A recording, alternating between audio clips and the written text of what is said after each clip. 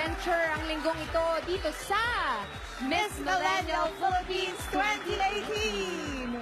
Mula Manila, isang road trip away lang ang pupuntahan natin. Ang probinsya ng Rizal. Pero bago tayo mamasyal, kamustahin muna natin si Alan May Otalia, fourth-year tourism management student, former UE Silanganan Dance Troupe member, and crowned Miss Rizal 2017. She will showcase the beauty of her home as Miss Millennial Rizal.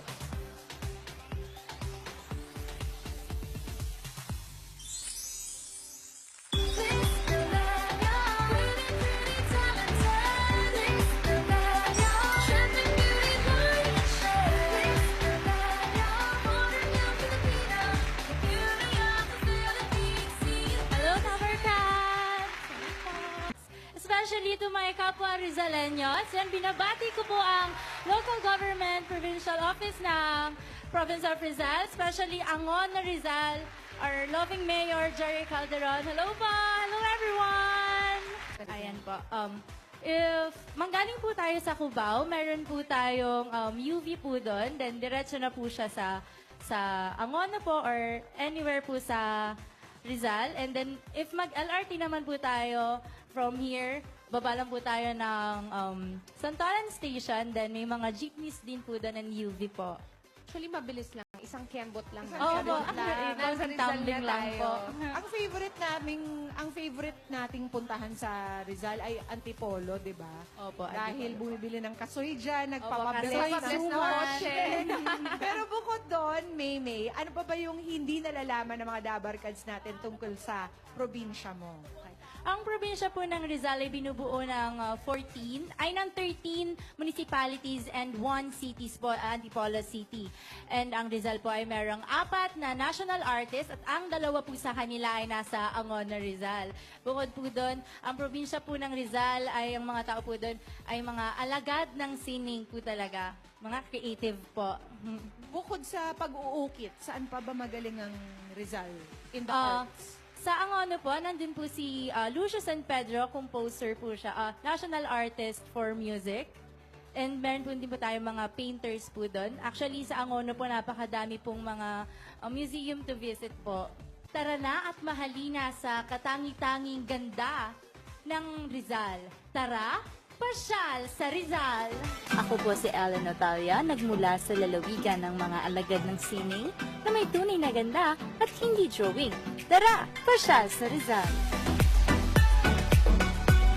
Pinagmamalaki ng aking probinsya na nagbibigay tulong upang magkaroon ng mas sapat na supply ng kuryente sa iba't ibang parte ng Rizal.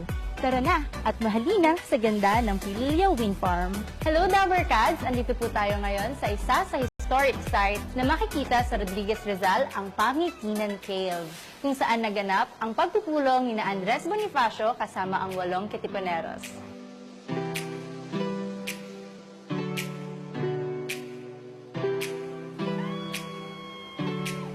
Kasama ko po ngayon si Sir Dennis at magluluto po tayo ng Kanduli sa miso. first time ko magluto. Luto na ang ating kanduli sa miso.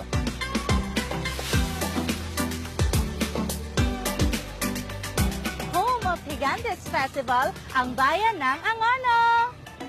Ngayon po, andito tayo sa bahay ni Carlos Botong Francisco upang makita ang kanyang mga memorabilia. Andito po tayo ngayon sa street mural kung saan nakaukit ang mga obra ng ating national artist, Carlos Botong.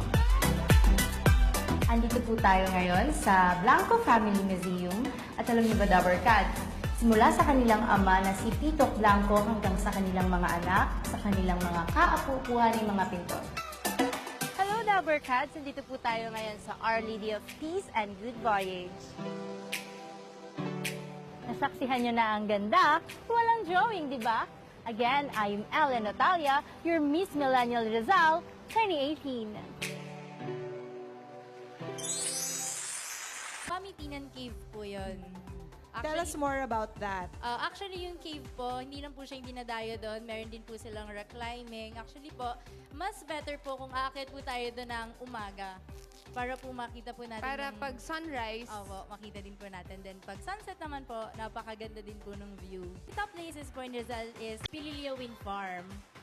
Pililio Wind Farm, hindi lang po siya nakakatulong na mag-supply ng mga kuryente sa iba't ibang parte ng Rizal. Actually, dinadayo din po siya ng mga riders na talagang mahilig po mag-road trips. Then, actually, napakaganda din pong mag-picture doon. Instagrammable po siya. talaga. Hindi ko alam Opo. na may ganyan sa Rizal.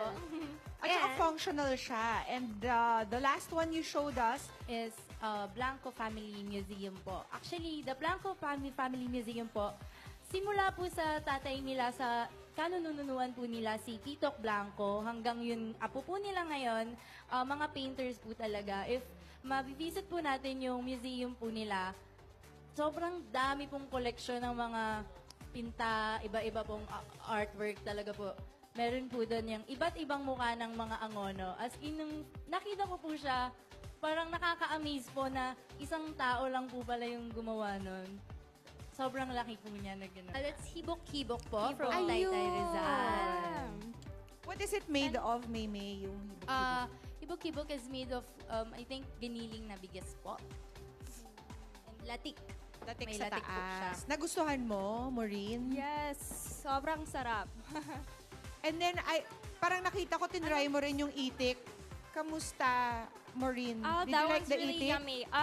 How do you eat this with, just like that? Kakamayin ba siya? Oo May- po. Actually, mas masarap po talagang kumain ng nakakamay. Mas na-enjoy po natin yung pagkakain nila. Like, O, tatry yan ni Maureen.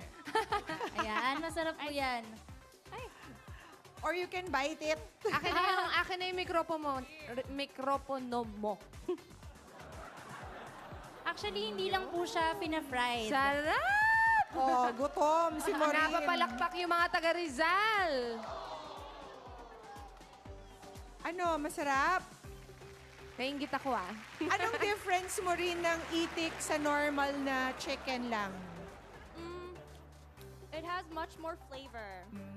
Actually, kaya po mas malasa siya. Kasi before po siya i-fried, ina-adobo po muna siya ng 4 hours po. So, katas na yung lasa niya. Opo, talaga. Fried itik from Angono. Paano pumunta sa Rizal? Yan.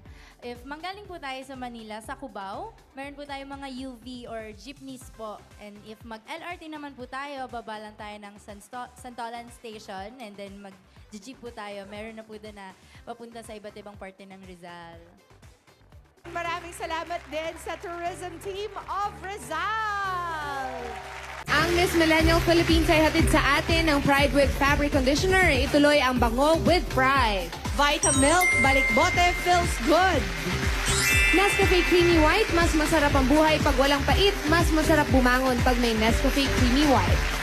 And Philippine Airlines, fly the way you deserve with PAL. Enjoy free baggage allowance, in-flight meals or snacks, and Nasaksihan natin ang ganda. Walang drawing, di ba? Kaya Dabber Cats, tara na, pasyal sa Rizal!